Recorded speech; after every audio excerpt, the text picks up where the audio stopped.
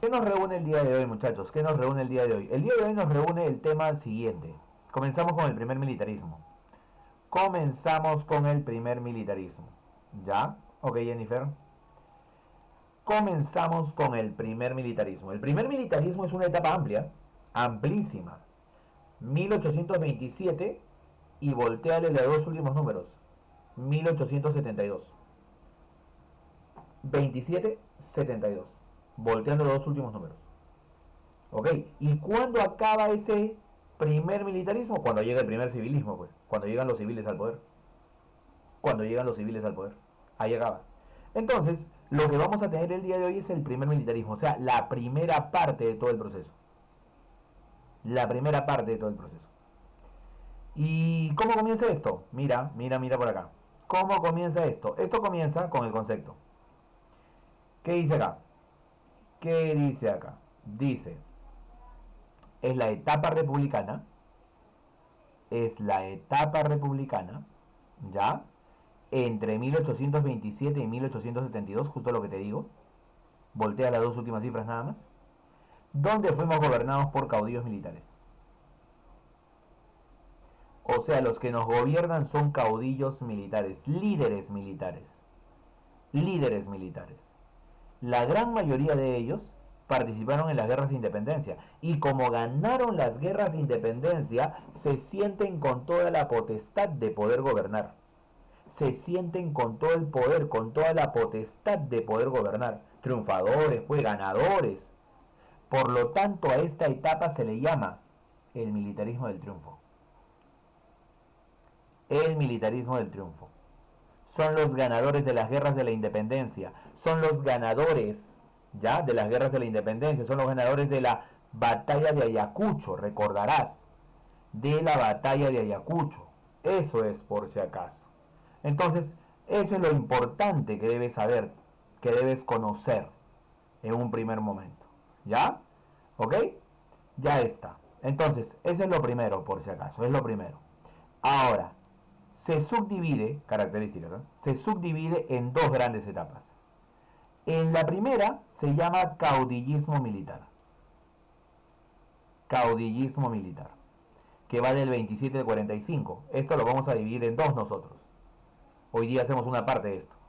Y la otra parte va del 45 al 72, que es la prosperidad falaz. La prosperidad falaz. ¿Entiendes?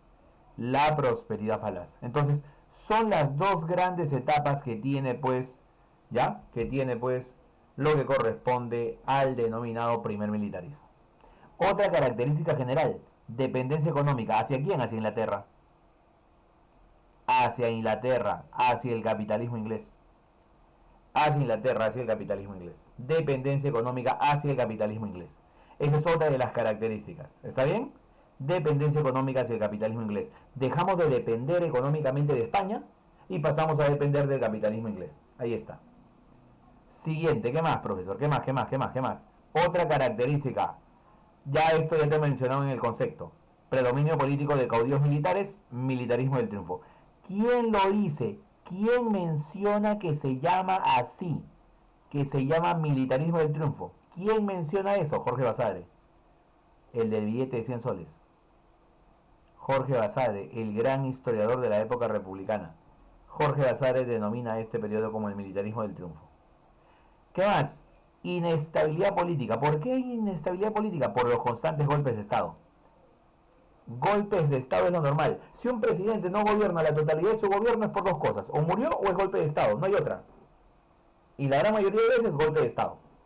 Golpe de Estado, la gran mayoría. ¿Cuántos años se gobernaba en un primer momento en esa etapa, profesor? 4 años. Y un presidente no llegaba a veces a 2 años. ¿Entiendes?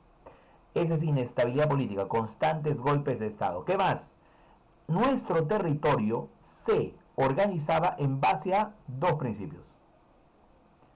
Nuestro territorio se organizaba en base a dos principios. Dos principios para poder organizarnos. Primer principio, uti possidetis. Uti possidetis. ¿Qué cosa es eso? Es un principio jurídico con el cual determinas cuál es tu territorio como país. Uti possidetis. Uso de posesión. O sea, Ese territorio es tuyo porque tú estás ahí.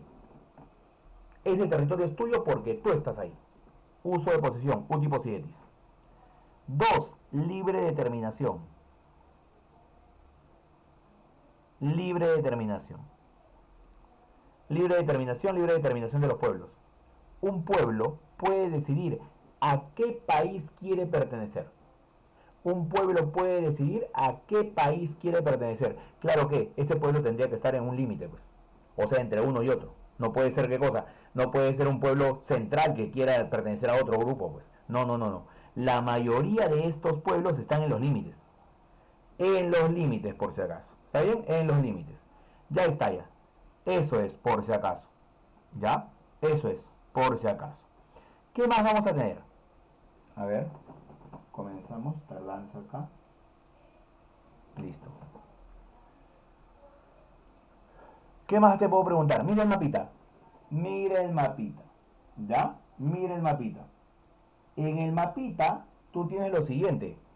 Yo te puedo preguntar, ¿con qué países limitaba el Perú al iniciar la vida republicana? Y miras el mapa. ¿Con cuántos países? Y tú me tienes que responder qué cosa. Mira, ve. Gran Colombia, número 1. Primer país, Gran Colombia. Segundo país, Brasil, el Imperio de Brasil. Y tercer país, Bolivia. Nadie más, por si acaso. Nadie más, ¿ah? ¿Eh? Gran Colombia, Brasil y Bolivia. Gran Colombia, Brasil y Bolivia. Esos son los países con los cuales limitamos. Gran Colombia, Brasil y Bolivia. No teníamos límite con Chile, Ecuador no existía, Bolivia tenía salida al mar y por eso por el sur limitábamos con Bolivia. ¿Ok? Listo, ya está ya. Eso es lo que podríamos decir claramente. Gran Colombia, Brasil y Bolivia. Ya está ya. Siguiente.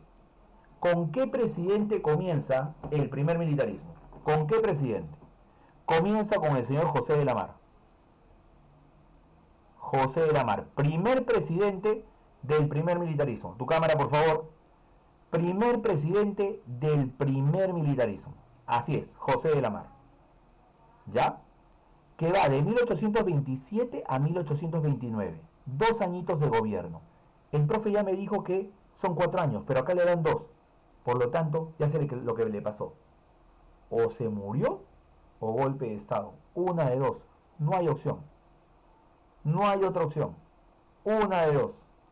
Entonces, acá lo que tengo que saber es lo siguiente. Mira, dice acá, José de la Mar, el ejecutivo débil. O sea, ¿cómo es conocido José de la Mar? Como el ejecutivo débil. ¿Por qué el ejecutivo débil? Pensando. El ejecutivo. El ejecutivo. Existe poder ejecutivo, poder legislativo, poder judicial. El ejecutivo es el presidente. El legislativo son los congresistas. Congreso. Y el judicial, jueces, fiscales. Si yo digo ejecutivo débil, digo presidente débil. Y si digo presidente débil, ¿quién manda? El Congreso, profe. El Congreso. Por lo tanto, José de la Mar es un presidente que se dejaba mandar por el Congreso. Por eso es el ejecutivo débil. Punto. ¿Está bien? Ahora, ejecutivo débil. La Mar fue elegido presidente constitucional del Perú, de hecho, ¿no? Teniendo como vicepresidente a Manuel Salazar y Quijano. Creo que no hay problema. No hay problema. Y ejecutivo débil, presidente constitucional del Perú. ¿Qué más me podrían preguntar? ¿Qué más en su gobierno, profe? Constitución política de 1828. Ah, una nueva constitución política de 1828. Una nueva constitución política de 1828. Y si me preguntaran, profe, ¿qué característica tenía esa constitución? ¿Liberal o conservadora? ¿Liberal o conservadora? Pensando, José de la Mar, era ejecutivo débil, mandaba el Congreso. Si manda el Congreso, es una postura liberal o conservadora. Si manda el Congreso, liberal o conservadora. A ver, leo el chat. Si manda el Congreso, ¿es algo liberal o conservador en aquellos tiempos? Porque ya recuerda que no hay partidos políticos, pues. No hay partidos políticos. No hay partidos políticos. ¿Ok? Ya, liberal, conservador. Listo. Muchachos, cuando mande el Congreso, es liberal. Cuando mande el presidente, es conservador. Cuando manda el Congreso es liberal. Cuando manda el presidente es conservador. Recuerda una cosa, el liberal quiere que el poder esté entre más personas. El conservador quiere que el poder esté en pocas personas o en una. Si el Congreso manda, el Congreso quiere decir que el Congreso tiene más poder que el propio presidente, quiere decir que es una postura liberal. Listo. O sea, profe, el Ejecutivo débil es liberal, correcto. José de la Mar es liberal, correcto. Correcto. ¿Qué más ocurre, profe? Sistema bicameral, dos cámaras. ¿Cómo que dos cámaras, profesor? Es que ahora es unicameral nuestro Congreso. Una sola cámara, congresistas y punto. En ese tiempo era senadores y diputados. Diputados y senadores. Como hay en otras partes del mundo, habrás escuchado. En otras partes del mundo hay diputados y senadores. Acá en el Perú hay congresistas. O sea que tienen un solo poder. Bueno, usted te dije ya, mandato presidencial 4 años. Mandato presidencial 4 años. Listo, ya está ya. ¿Qué más, profesor? La rebelión más grande de todos los inicios de la época del primer militarismo. La rebelión de los iquichanos. Los indios de Iquicha en Ayacucho. Los indios del pueblo de Iquicha en Ayacucho, dirigidos por el señor José Antonio Navala Huachaca, van a hacer una rebelión durante el gobierno de José de la Mar, una rebelión pro-realista. Pro-realista. Un momento, por favor. ¿Cómo que usted me está diciendo que indígenas han hecho rebelión a favor de los españoles? Imposible, ¿no? Sí, ese es pro-realista. ¿Y por qué? O sea, indígenas salen a sacar cara por los españoles. ¿Qué pasó ahí? ¿Qué ocurrió? ¿Qué ocurrió? ¿Qué pasó? Lo que pasa es que estos indios tienen una situación bastante peculiar. Estos indios toda su vida estuvieron exonerados en el pago de tributo. Uno de los poquísimos pueblos que estuvieron exonerados de pagar tributo durante todo el virreinato. ¿Y por qué? Porque trabajaban en tierras realengas, tierras que le pertenecían al rey de España. Como le pertenecían al rey de España, el rey había determinado que todo indígena que trabaje en sus tierras personales, particulares, de acá del virreinato, estuviera exento. ¿Me entiendes? Estuviera exento, estuviera ¿qué cosa? ¿No? Prohibido que se le cobre impuesto o tributo indígena. Él está exonerado. O sea, estos indios de Iquicha vivían bien, pues, porque no pagaban tributo. Solamente trabajaban en las tierras del rey. ¿Y entonces qué pasó, profe? Cuando vienen los gobiernos como José de la Mar, cobran tributos para mantener el país. ¿Y esos indígenas están acostumbrados a pagar? No. Y entonces el gobierno los quiere obligar a pagar. Y estos indígenas no quieren y se rebelan. ¿Por qué? Quieren que regresen las cosas tal cual eran antes de la independencia. O sea, ven su conveniencia personal. Quieren que regresen los españoles, quieren que regresen los realistas, quieren que regrese el sistema económico, político, social, tal cual era antes de la independencia. Esto te demuestra qué cosa, que los indios no tenían conciencia de qué cosa era la independencia y que nuestra independencia es netamente criolla. Pues. Netamente criolla. Netamente criolla. ¿No? Es como cuando a ustedes y a muchos les sucede. ¿Entiendes? O sea, la gente que llega a veces vamos a poner un ejemplo, a San Marcos. Gente de Cono, gente de todo llega, ¿no? De todos los lugares de Lima. Pero gente de Cono llega la gran mayoría. Y uno de los distritos que más nos da gente en San Marcos es San Juan de Lurigancho. ¿Entiendes? Tiene más de 1.200.000 habitantes. Mira, date cuenta de la cantidad de postulantes. ¿Ok? Muchos vienen de ahí. ¿Y cómo terminan? A veces terminan como soberbios intelectuales. Se sienten más que los demás. ¿Ok? Y te vas a chocar con gente así, en la cual vas a tener que saber qué cosa, manejar situaciones. Nada más. ¿Qué, profe? O sea, que se creen, ¿por qué? Porque saben, sí. Es que a veces el intelectual comete esos errores. Comete esos errores. ¿Me entiendes? Por ahí alguno de ustedes podría decir qué cosa. Profe, Usted es así, ¿no? Yo no soy así, pero hay gente que entiende que es así. ¿Por qué? Porque uno agarra y lo demuestra con el conocimiento.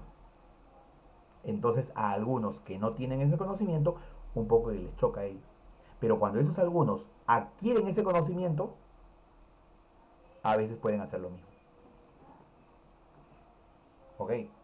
Entonces, eso es lo que quiero que te entiendas. A veces, de manera particular, cuando algo te afecta personalmente, somos capaces de defender el statu quo, o sea, la forma como eran las cosas, para no vernos perjudicados en nuestros beneficios.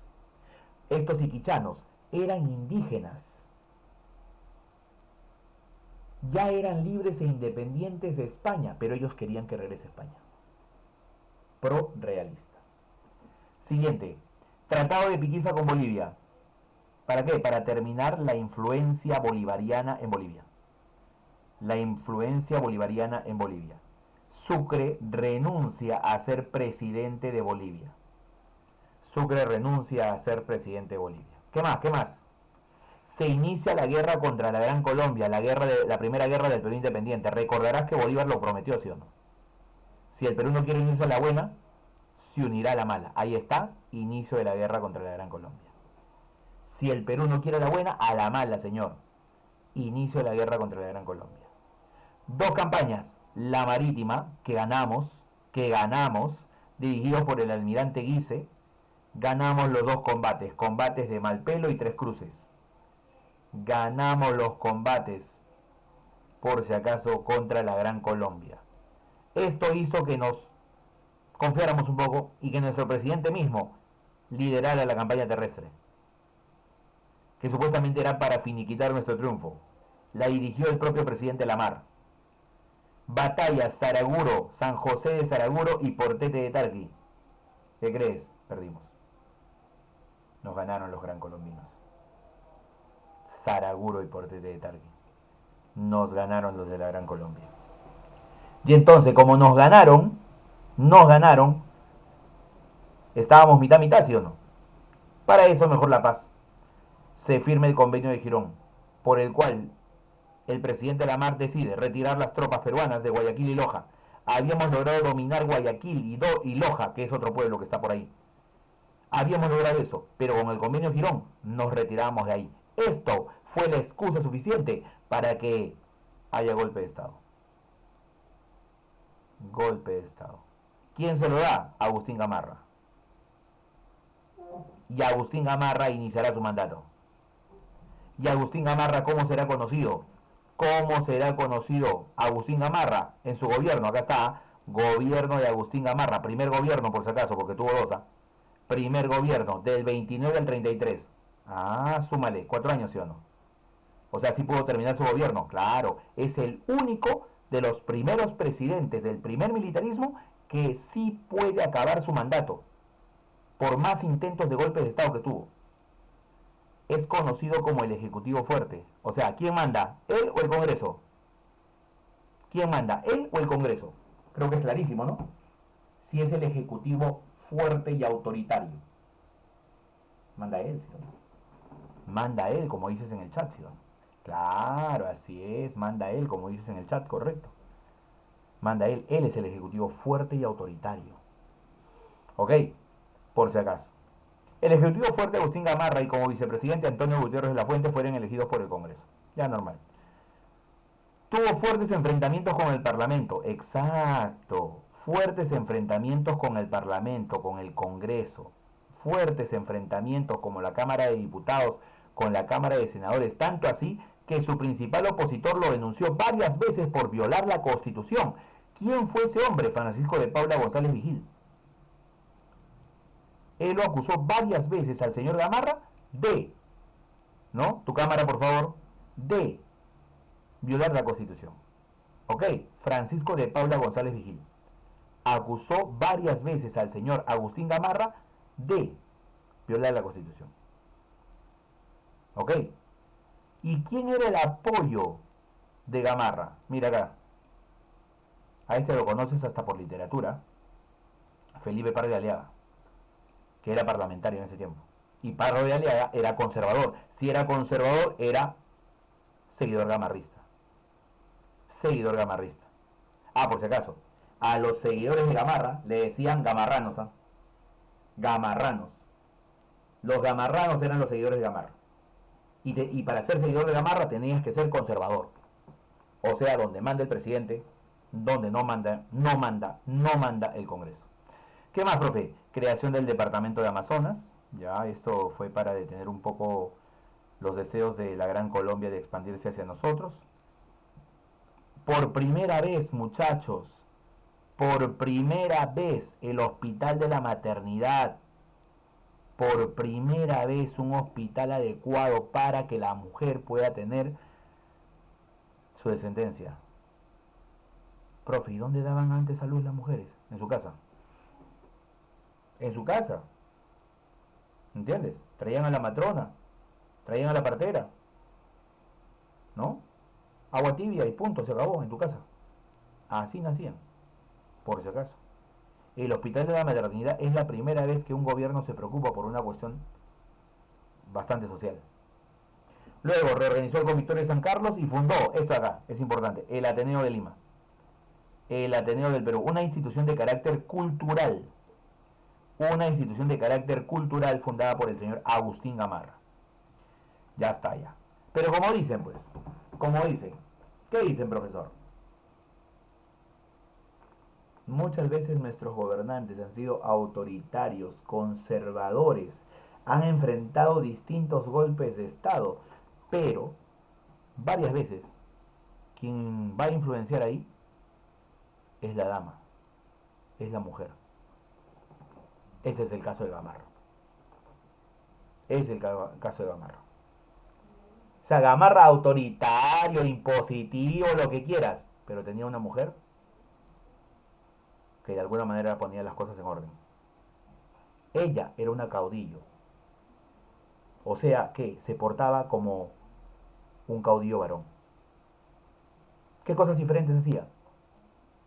Vestía pantalón, andaba con botas, montaba a caballo, andaba armada y tenía gente a su cargo. Profe, ¿cuál es lo malo de pantalón, botas? Pantalón, botas solamente era para varones, no existía para mujeres. Montar a caballo, esa era una falta de respeto. Quien montaba a caballo era un varón, y si una dama quería ir a caballo solamente era por paseo, jalándole un varón, o un varón y una mujer llevándola. Sola, no. Armada, peor, pues. ¿Entiendes? Entonces ella se convierte en una caudillo. ¿Quién es? La Mariscala. ¿Quién es? La Pancha. ¿Quién es? Francisca Zubiaga, la esposa de Agustín Gamarra. La esposa de Agustín Gamarra, Francisca Zubiaga, ahí está. La esposa, la Nadine Heredia de aquellos tiempos, muchachos. Podría ser así, ¿eh? Podría ser así, ¿no? ¿Me entiendes? La Nadine Heredia de aquellos tiempos. ¿Ok? Una caudillo, como se dice. Rompió los esquemas comunes de una mujer para aquellos tiempos. ¿Ok? Bien, ¿qué más? ¿Te acuerdas que teníamos la guerra contra la Gran Colombia? Señores, se suspendió la guerra. ¿Pero qué? Gamarra no entró haciéndole problema a la mar con golpe de Estado por el hecho de que no actuó bien frente a la Gran Colombia. Sí, pero Gamarra termina firmando la paz. Tratado la Rea-Gual con la Gran Colombia, muchachos. La Rea-Gual con la Gran Colombia. ¿Ok? La Rea-Gual con la Gran Colombia. Fin del conflicto y establecimiento de los límites. Fin del conflicto y establecimiento de los límites. Ahí está. Tratado la Rea-Gual con la Gran Colombia. Pero ¿sabes también qué pasó? El tratado de Tiquina con Bolivia. ¿Otro más, profe? Sí, otro más. Eso fue para evitar la guerra entre Santa Cruz, presidente de Bolivia después de Sucre, y Gamarra, presidente del Perú. Profe, ¿por qué había esa posibilidad de guerra? Había esa posibilidad de guerra, ¿sabes por qué? Porque Santa Cruz quería unir al Perú con Bolivia. Y Gamarra también. Profe, la confederación, sí, sí, sí. Pero ahí todavía no me hables de confederación. Eso sucederá después.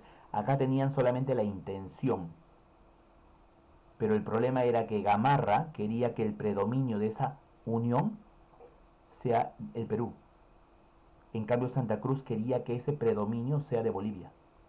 Y es ahí donde no se ponían de acuerdo. Eso llevó a tener, ¿qué cosa? Enfrentamientos y escaramuzas entre los dos bandos. Con el Tratado de Tiquina se evitó la guerra. O sea, pones en alto esa idea de unir a los dos países, Perú y Bolivia. Pones en alto para evitar inconvenientes. Ya después conversaremos. ¿Qué más? Somos el primer país, muchachos, que le firma un tratado internacional a la naciente República de Ecuador. Los vecinos de Guayaquil y Quito le han dicho a los vecinos de Bogotá que se van de la Gran Colombia. Los quiteños y los guayaquileños a la cabeza y otros pueblos más forjarán un nuevo país y ese nuevo país se llamará Ecuador. Nace Ecuador cuando se desintegra la Gran Colombia. Y cuando nace Ecuador, ¿ok? El primer país que le reconoce la independencia a Ecuador es Perú, con el Tratado Pando Novoa. Tratado Pando Novoa.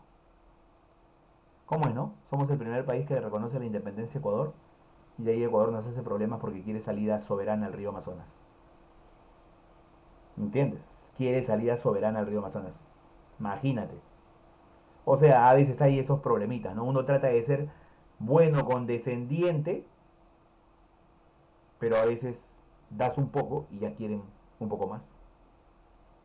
Claro, salida independiente al río Amazonas, imagínate. ¿Qué más? Se convocó una convención nacional. ¿Para qué una convención nacional, señor Gamarra? ¿Para qué? Para poder hacer una nueva constitución. Y con esa constitución se convoca elecciones. Eso es lo que queremos. Ok, todo bacán. O sea, convocas una convención nacional para que reformule una constitución y esa constitución te permita realizar elecciones. Punto. Me parece muy bien. ¿Ok? Me parece muy bien. ¿Pero qué pasó? Esa convención demoró en hacer la constitución. Y ya el gobierno de Gamarra acababa. Y no iban a terminar de hacer la constitución para convocar elecciones y saber quién iba a ser el siguiente presidente. Pues no alcanzaba el tiempo. Entonces, como no alcanzaba el tiempo, automáticamente, ¿qué pasó? La convención dijo, ya, Gamarra, ya terminó tu mandato. Ya. Nosotros vamos a escoger quién es un presidente provisorio. Pero no puede ser, o sea, ya tiene que convocar elecciones, sí, pero todavía no está hecha la constitución, falta todavía. Y entonces la convención nacional, que había sido escogida solo para hacer la constitución, se arroga, se atribuye el poder de nombrar un presidente provisorio, mientras ellos terminen de hacer esa constitución. ¿Y a quién escogen como presidente esa convención nacional? Ellos, ¿eh? Ni por votación ni nada, ellos. Ahí está, Orbegoso. Orbegoso, él va a ser, Orbegoso. Orbegoso, por eso dice acá, gobierno de Luis de Orbegoso. Y Orbegoso gobernará entre el 33 y el 35. Entre el 33 y el 35. 2 añitos nada más. Profe, o murió o golpe de estado, no queda otra. No queda otra. A ver, la Convención Nacional se arrogó la potestad de elegir a un presidente provisorio. Ya está, lo eligió al señor Orbegoso. Listo. Orbegoso es presidente provisorio del Perú después de Gamarra. Después de Gamarra. Entonces comenzaron los problemas. Comenzaron los problemas, pues. Los conservadores dijeron, no señor, Orbegoso no puede ser presidente. Los conservadores son los seguidores de Gamarra. Los conservadores, encabezados por Gamarra, apoyan a Bermúdez, al general Pedro Bermúdez. Él debe ser el presidente. En cambio, los liberales dicen, no, está bien, Orbegoso.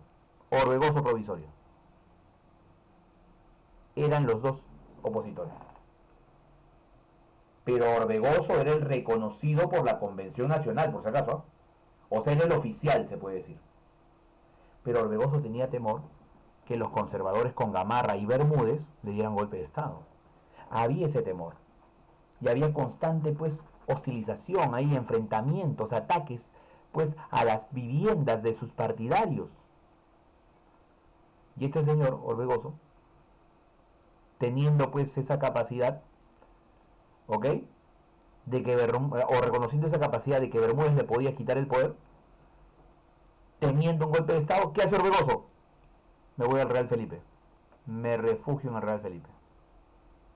Y se va al Real Felipe, muchachos. Se encierra en el Real Felipe nuestro presidente. Orbegoso. Nadie lo va a poder sacar de ahí. Claro, nadie lo va a poder sacar de ahí, esa es razón, ¿no? Eso tiene mucha razón. Pero, ¿qué pasó en Lima? La guarnición de Lima, o sea, los soldados de Lima, los cuarteles de Lima, se sublevaron y nombraron a Pedro Bermúdez como presidente. Lo declararon jefe supremo al señor Pedro Bermúdez. O sea, profesor. Tenemos dos presidentes al mismo momento. Se podría decir que sí. Orbegoso, que está dentro del Real Felipe, y Bermúdez, que está en Lima, por si acaso. Se podría decir que sí.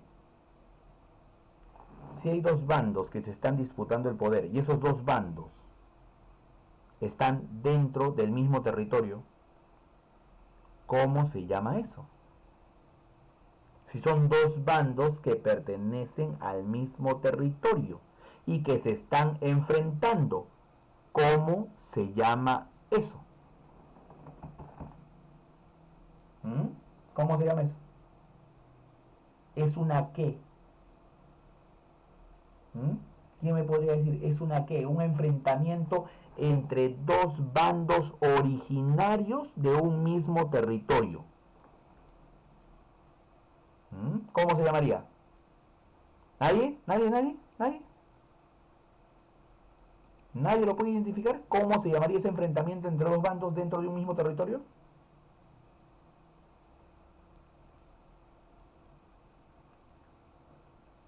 Sus cámaras, por favor.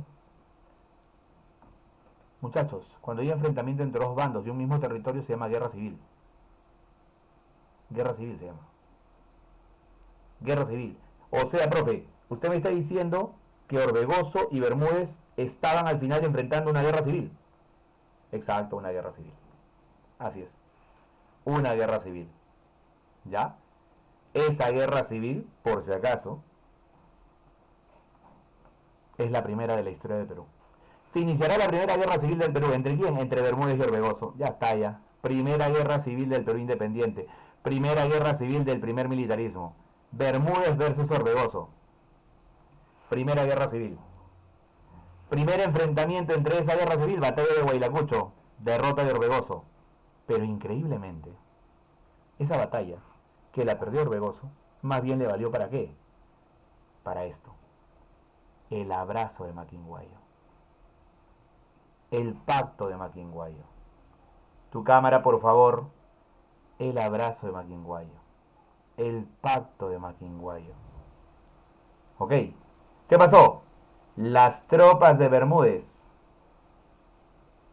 Pedro Bermúdez, gamarrista, más las tropas de Orbegoso, liberal, van a encontrarse en el llano de Maquinguayo. ¿Ok? En el llano de Maquinguayo. Y ahí se van a dar un abrazo de confraternidad. Abrazo de confraternidad. La paz, muchachos. La paz con todos ustedes. La guerra civil ha terminado. La paz entre Bermúdez y Orbegoso, muchachos. Acabó la primera guerra civil con el abrazo de Maquinguayo.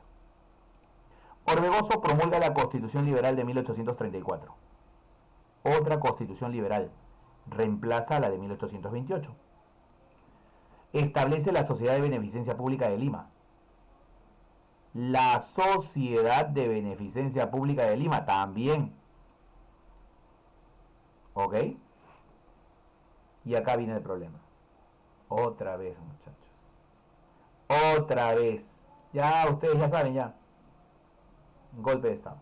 Sublevación de Salaverry, quien desconoce a Orbegoso como presidente. Salaverry lo desconoce como presidente. Dice, no. Desconozco a Orbegoso. ¿Por qué, señor? Porque ha pactado con Bermúdez. Desconoce la autoridad. Y Salaverry de esta manera se convertirá en el presidente más joven de toda la historia peruana. ¿Ok?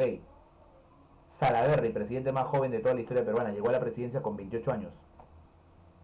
Profe, mi mamá, mi papá me contaron que fue Alan García. Alan García llegó a la presidencia con 36 años. Alan García llegó por elecciones. Salaverry llegó por golpe de Estado. Y es el más joven de toda la historia, 28 años. Y era un caudillo. Y entonces se inicia el gobierno de quién? Ahí está, el gobierno de Salaverry. Punto. El gobierno de Salaverry. Ahí está. 35 al 36. No me diga, profe. Otra vez. O se murió o golpe de Estado, profe.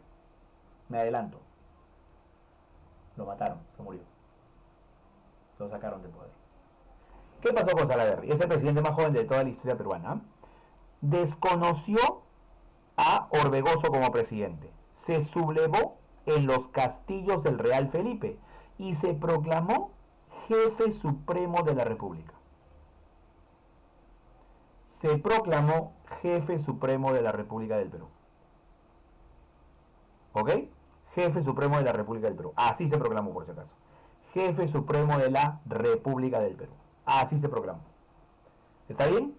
Por si acaso, jefe supremo de la República del Perú. ¿Ok? Principal chamba, principal trabajo, atacar a la delincuencia. ¿Cómo se llamaba la delincuencia en aquel tiempo? Bandolerismo. Bandolerismo, el robo en los caminos. Estableció la pena de horcas y azotes. También combatió la corrupción. Estableció la pena de muerte para casos de corrupción. Pena de muerte para casos de corrupción. Salaverry, ¿eh? Imagínate. Faltaría cementerios ahora. Creó la comisión de la acordada. La comisión de la acordada era para investigar esos casos de delincuencia. Delincuencia.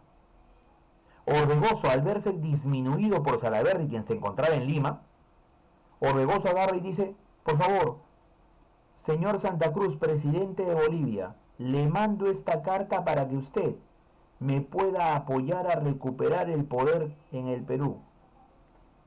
Los antecedentes de Bolivia nos dicen que Bolivia tiene muchas relaciones históricas y políticas con el Perú. Por eso le pido que me ayude usted, señor Santa Cruz, a derrotar a Salaverry y poder regresar al poder. Y de esa manera, Orbegoso entonces solicitó a ella.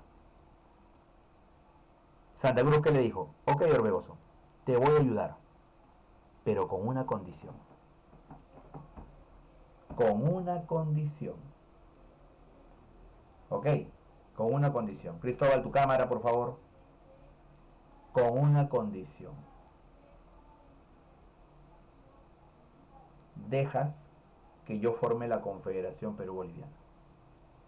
¿Está bien? Dejas que yo forme la Confederación Perú-Boliviana. ¿Está bien, Orbegoso? Está bien, señor Santa Cruz. Listo. Listo, entonces vamos a preparar las tropas y nos vamos a hacerle problema. ¿A quién? A Salaverry, quien era presidente del Perú. Entonces, Salaverry, ¿no? Y Gamarra, ¿no? Salaverry se opone a Orbegoso y Gamarra también se opone a Orbegoso porque Orbegoso pactó con su amigo, con su ex amigo Pedro Bermúdez, ¿sí o no? Entonces, por un bando están Salaverry y Gamarra y por el otro bando están, ¿no? Santa Cruz y Orbegoso, frente a frente. Ese es el versus. Y en ese versus se enfrentaron en 3 batallas: Yanacocha, Uchumayo y Socabaya. La más importante es Socabaya. Yanacocha, Uchumayo y Socabaya. Son las 3 batallas más importantes. Yanacocha, Uchumayo y Socabaya. Son las 3 batallas importantes. Y en esas 3 batallas, la más importante es Socabaya. ¿Por qué? Salaverry fue vencido, luego capturado y luego llevado a la plaza de armas de Cajamarca. De Arequipa. ¿Dónde será qué cosa? Fusilado. Fusilamiento de Salaverry, el presidente más joven de la historia peruana. Batalla de Socabaya, la última. Recuerda, Yus, Yanacocha, Uchumayo, Socabaya. Yus, Yanacocha, Uchumayo, Socabaya. En Socabaya, Salaverry va a ser capturado y luego llevado a Arequipa, donde será fusilado en plena plaza de armas de Arequipa. Salaverry muerto.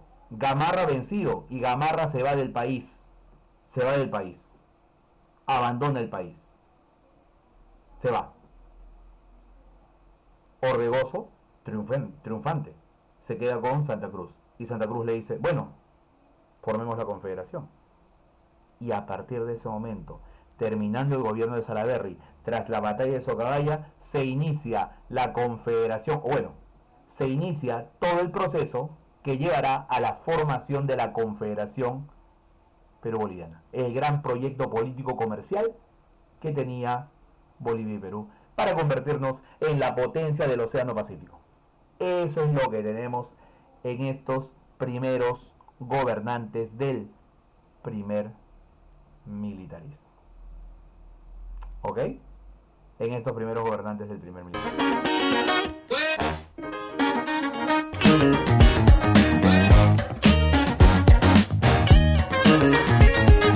Militar nacido en Cuenca, hoy Ecuador, fue elegido presidente del Perú 27 y dirigió la guerra contra la Gran Colombia. ¿Quién es ese hombre? ¿Quién más que José de la Mar? Pregunta fácil. Primer presidente del Perú en terminar su mandato. ¿Quién es el primer presidente del Perú en terminar su mandato? Los 4 años de gobierno. Agustín Gamarra. Hoy día no hemos hablado de Ribagüero.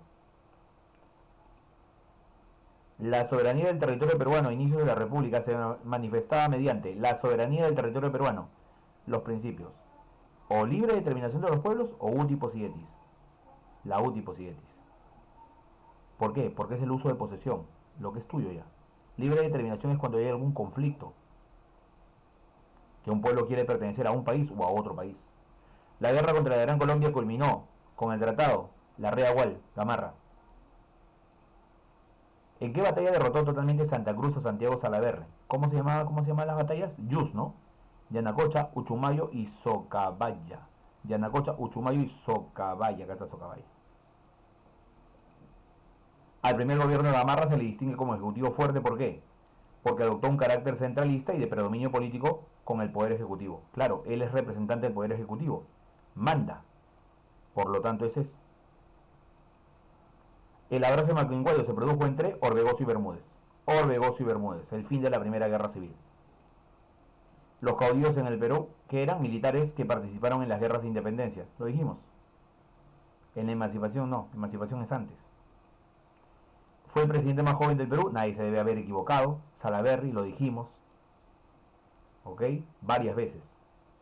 La sublevación de indios y quichanos ocurridos durante el gobierno de José de la Mar tuvo como objetivo recuperar algunas características del sistema político-económico colonial, virreinal, seguir bajo ese esquema. Esas son las preguntas que tenemos. Eso es lo que es, pues, las preguntas que ha venido en el examen de admisión, ¿sí o no? Y este es el nivel que ha venido, pues, en el examen de admisión, ¿no? Que hemos tenido el último fin de semana. El último fin de semana. Personalmente, nivel medio alto. Medio alto.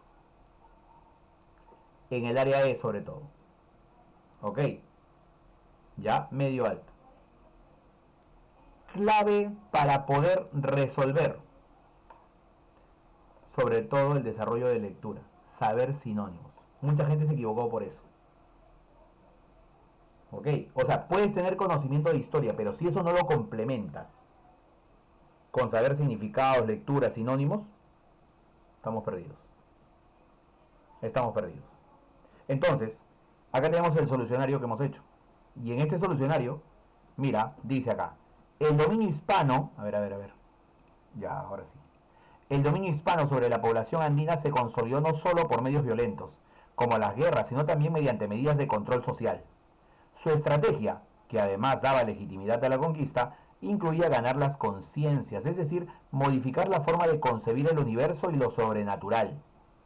De acuerdo con lo mencionado, se puede inferir que el dominio colonial se amparó también en... Esta es la invasión al Tahuantinsuyo, ¿sí o no? La llegada de los españoles, ¿sí o no? De acuerdo con lo mencionado, o sea, lo que está acá, se puede inferir que el dominio colonial se amparó también en qué. ¿En qué? Y ahí está la respuesta ya, pero... ¿En qué? Instituciones que ejercían control social y promovían el catolicismo como el requerimiento. Esto no es. ¿Por qué, profesor? Porque mira, instituciones que ejercían el control social y promovían el catolicismo, la iglesia, como el requerimiento. O sea, no tiene hilación, como se dice. No tiene hilación. ¿Ok? Y además acá habla de qué cosa. Ganar conciencias. ¿Cómo se gana la conciencia de alguien? Formas de control ideológico, está bien. Y político, está bien. Dirigida para fortalecer la autoridad del Papa, no, eso no. Para la autoridad del Papa, ¿qué tiene que ver el Papa ahí? Campañas de evangelización católica que inculcaron nuevas ideas y formas de religiosidad. La evangelización fue uno de los motivos y objetivos principales. Doctrinas teológicas que sostenían el monoteísmo y la divinidad del rey de España. El rey de España como divinidad, recontra peor. Clave correcta, casa. Nivel medio, ¿eh? Nivel medio. Nivel medio, por si acaso. Nivel medio. Acá, por la cuestión de que está enfocada el Papa. Acá, por la cuestión está, del rey de España. Acá, por la autoridad del Papa. Y acá, porque no tiene hilación. Instituciones que ejercían control social y promovían el catolicismo como el requerimiento. La única es esta, nada más. Ok.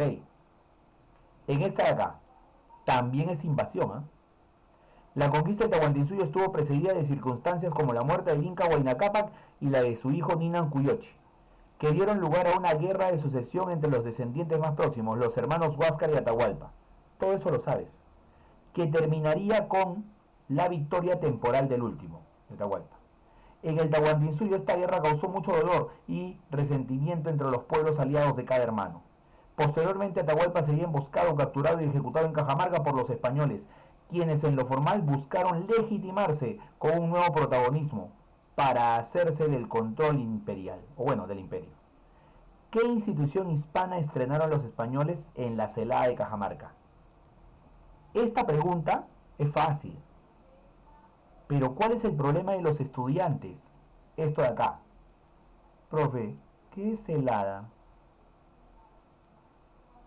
Profe, una institución no es una, o sea, como la SUNAT, así algo, o sea, algo sólido, algo palpable. Y es ahí donde comienzan a dudar. Institución significa instituir algo, establecer algo. Es como si me dijeras, a ver, la casa Grace, la casa Dreyfus, que es del siglo XIX. ¿Qué significa eso? Significa empresa. Ahora no se dice casa.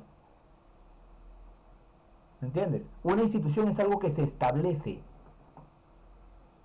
En la celada de Cajamarca, o sea, en la confrontación que hubo en Cajamarca, en el encuentro que hubo en Cajamarca, ¿entre quiénes? Entre el padre Vicente Valverde y el Inca Atahualpa. ¿Qué institución hubo? ¿Qué institución? ¿La evangelización? No, ese es un proceso largo, durante todo el virreinato. ¿El repartimiento? No. El repartimiento es la venta obligatoria de productos por parte del corregidor al indígena. ¿El requerimiento? Sí, esa es. Recuerda el requerimiento. Dos cosas tenía que aceptar el Inca Atahualpa. 1, ser súbdito del rey de España. 2, aceptar la religión católica como religión oficial, como religión, su religión. Ahí está el requerimiento. La encomienda, no, la encomienda viene antes. La encomienda es cuando te encomendaban a los indígenas, cuando tú te convertías en un encomendero. Y eso no comenzó en Cajamarca, eso comenzó antes. Después estalló una rebelión de los encomenderos incluso, pero no corresponde a la institución española que estrenaron por primera vez en Cajamarca, pues, que ese es el requerimiento, que es lo que le leyó el padre Vicente Valverde al Inca Atahualpa. Punto, ahí está la clave. ¿Entiendes? Eso es por si acaso. Eso es por si acaso. Ya en cuanto a lo que es historia del Perú, ahí están dos preguntitas, ¿eh? Dos preguntitas, por si acaso. Y vamos a hacer una historia universal porque también está aceptable, o sea, fácil. Los desastrosos resultados de la Primera Guerra Mundial y las restricciones que trajo el conflicto, como el agravamiento de la situación de hambruna en el campo y el empobrecimiento general en las ciudades, fueron factores que desencadenaron en 1917 el inicio de unos acontecimientos de más profunda significación social y política para el mundo del siglo XX. Ese acontecimiento histórico fue 1917. Profunda significación social política. Por los resultados nefastos de la Primera Guerra Mundial, ¿cuál de estos 4 hechos? Qué facilito, pues, profe. 1917, Revolución de Febrero, Revolución de Octubre. La Revolución Rusa, nada más. No hay otra, no hay otra. Hasta si yo me sé las fechas, ya listo, lo saco al toque. Pero si no, por el mismo texto. Ok. Mira, así de simple. Los desastrosos resultados en la Primera Guerra Mundial. O sea, tiene que ser alguien que participó en la Primera Guerra Mundial, pues. Tiene que ser alguien. Lógico, ¿sí o no? ¿Participó China? No. ¿Participó México? Peor. ¿Qué? ¿Participó la ONU? La ONU nace en la Segunda Guerra Mundial. Rusia es la única, la Revolución Rusa, nada más. Hasta por descarte sale. Hasta por descarte sale, por si acaso. ¿Ok? Hasta por descarte. Ya no te vayas a olvidar de eso. Ese es justamente uno de los bloques. Pero en el área E es donde vienen más difíciles. Yo te invito, por favor, a revisar el área E para poder nosotros también resolver esas preguntas en la siguiente semana. Te invito a revisar el área E, por si acaso. El área E es esta, la que requiere este tipo de profesionales. Y donde vienen los niveles más altos de preguntas de admisión en cuanto a letras, por si acaso. Ok, ya no te vayas a olvidar, por favor. Ya, no te vayas a olvidar. Ya, por si acaso. ¿Listo?